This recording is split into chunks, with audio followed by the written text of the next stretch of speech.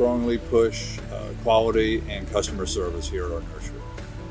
We've done this for many, many years, decades, and we're proud of that, and our customers really do appreciate what we're doing here, the product that they do receive from us. It's very important for us to take care of our customers. In 2021, agents from the North Carolina Cooperative Extension visited Hoffman Nursery. While they were here, they sat down with John and David Hoffman for a chat about the past, present, and future of the nursery. In the early to mid 80s, I had a landscape company in the Raleigh-Durham area. It was small but successful, and it seemed like at some point, and it was the mid 80s when we started thinking it could be time to take the next step in the horticultural world. Landscaping was first for us. We felt like the nursery could be our next step. So that's where we decided, yes, let's do that. Hence moving to northern Durham County onto our 45-acre farm, and thinking about how do we set this up, what do we grow. And during my landscape years, I was working with a couple of landscape designers who knew perennials and grasses much more than I did. I was amazed to find out what this part of horticulture was. It was quite gorgeous, and I was just kind of blown away especially by the grass world. We could see the popularity there. We had no idea what we were getting into, how it was going to develop for us, and it has really it just exploded over the many years that we've been doing this, for 35 years or so. So it's really come a long way.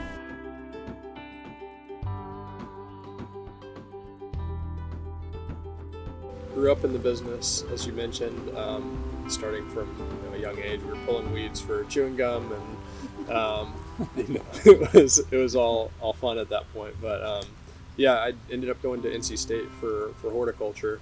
I was able to begin when I was in high school, actually working at the J.C. Ralston. Dr. Warner had hired me, so I got to work there for several years throughout my university experience, and went to school at NC State for horticulture.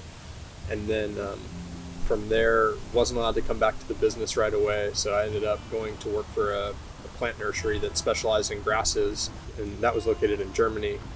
And so I had the experience to start out as an intern for a year to be able to see the entire process, and they actually kept me on for another year as working in their production department and helping plan and coordinate labor, and kind of help lead the team. So that was a good experience. I really enjoyed that.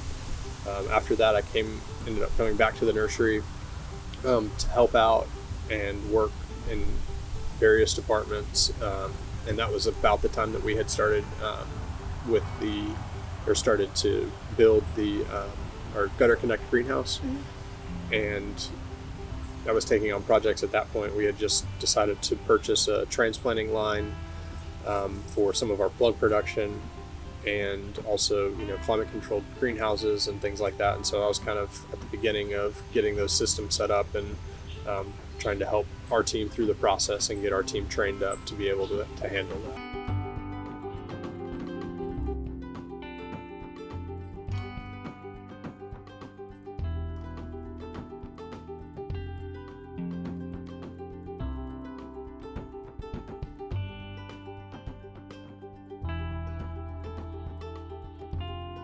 We ship to the majority of the United States and to Canada. And North Carolina is our largest customer, which has been quite a surprise. There's so much activity going on here. We do sell a lot to the Northeast, a lot to the Midwest. We have, again, a couple of customers in California, but it's amazing to me that there's so many sales going on here just inside North Carolina.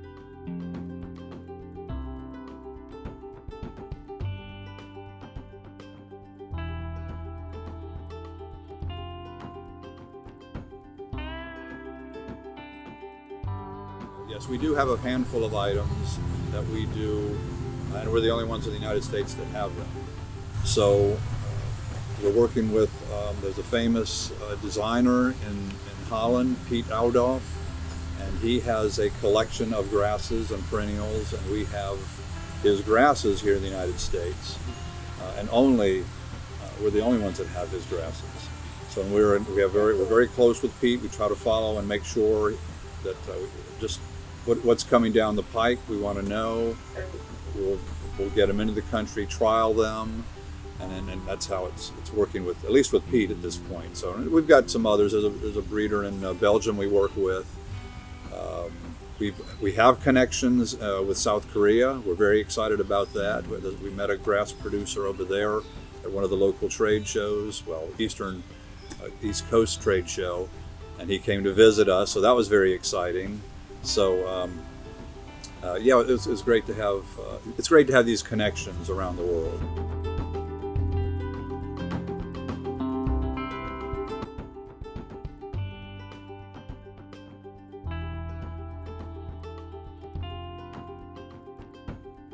Looking into the future, one of the things that we've discussed is, the sustainability, a lot of the resources that we're doing, whether it's stock material, whether it's soil, whether it's switching from perlite to hydrofiber.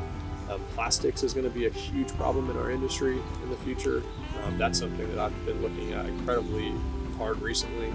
There's been a lot of talk in Europe about reducing the plastic or switching to entirely recycled plastic. I don't know how that's going to be something we need to continue to look at. There's some fiber pots out there, they're okay, but for automation purposes, they're not there yet. All of the plastic companies out there all are beginning to they're beginning to do research and figure out, because they are starting to recognize that this is going to go away as a business model, but they're certainly not there yet. So I expect to see a lot of growth in that over the next few years, as far as options and trays and production. I'd like to try to get the same tray that I have now, because of the benefits that it offers, put in a fiber tray or something like that. So that's just something. And then, hopefully it would be compostable, so that our customers would be able to throw it out with their compost and it would break down. So I think that's going to be something over the next 5 years that we're going to have to really tackle, that coupled with carbon footprints. A lot of the bigger growers out there are starting to get pushback from both carbon footprint and pollinator discussions about neonicotinoids and not having any of those or applied to the plants that they're growing, that could end up at a Lowe's, Home Depot, IGC, or independent garden centers and places like that. So I think we're going to see a lot more focus on those over the next few years, and it's going to go throughout this supply chain. So it's going to be, whether it goes all the way back to the soil suppliers and through us, or kind of we'll have to be ahead of that as far as the way we're looking at our product and how our product interacts with not only our customer but the end consumer, even as a wholesaler. That's something I think we're going to have to be a lot more conscious of in the future. We're glad you could join us for this chat with the Hoffmans. To learn more about our nursery, we invite you to visit our website at hoffmannursery.com. There, you can access resources all about growing and working with grasses, get the latest news on our blog, and sign up for our monthly email newsletter. Thanks again for joining us.